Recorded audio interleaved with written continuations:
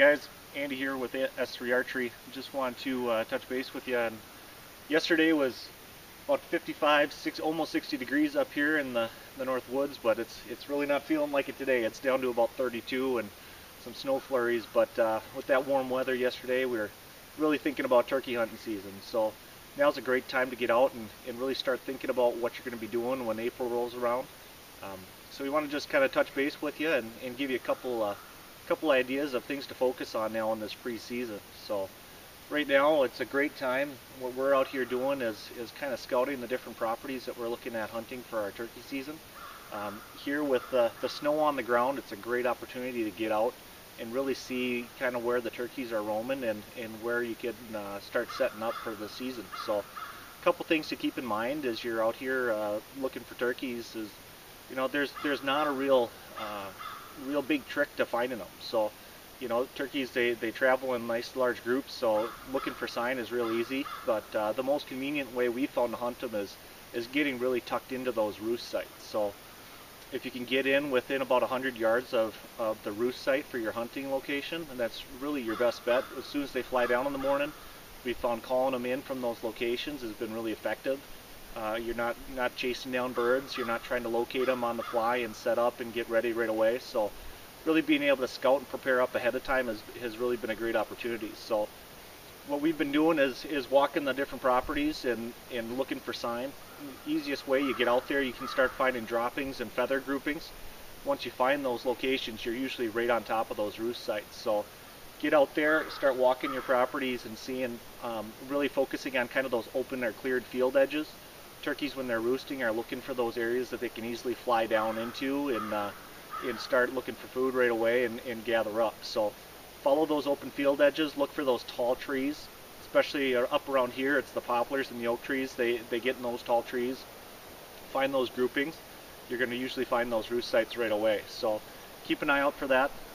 Great way to increase your odds for turkey hunting season. So once you find those sites, the important thing that we found, especially with now using traditional versus compound bows, is the store-bought blinds that you're going to get at your local retailer are most of the time going to be pretty difficult for your traditional bow. You're going to have to cant a lot, or you're going to need to make some adjustments to those blinds based off either the window height or the height of the actual roof of your blind. So start thinking about what equipment you're going to bring out when you're turkey hunting.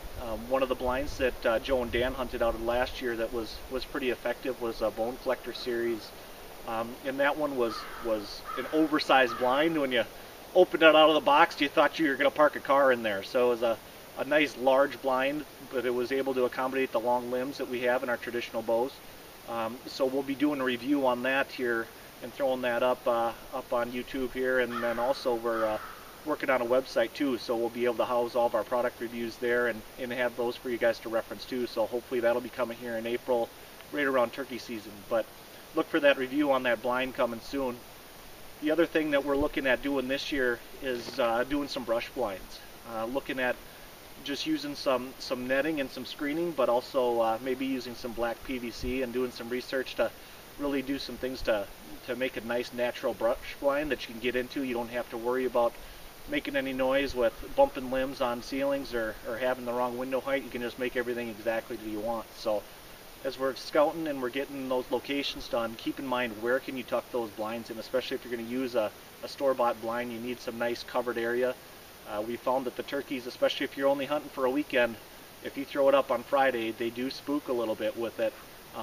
You need to get them accustomed to those blind locations. Using those natural brush blinds, we're thinking is going to be a good opportunity for us.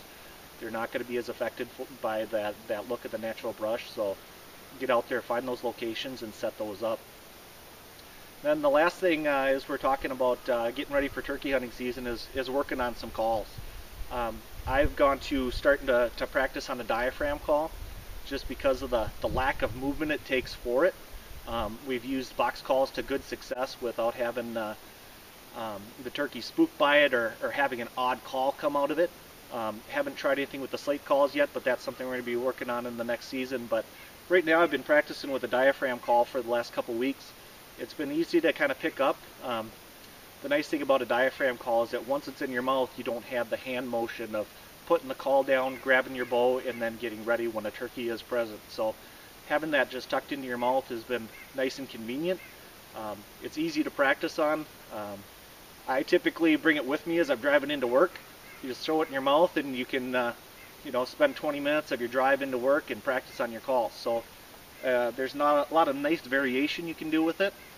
Right now I'm just working on those basic calls of just getting that yelp and that cluck in there. You can just kind of tuck it in real nice and it's just there. So I'll just give you a couple quick, real soft calls that I've learned in the last couple weeks.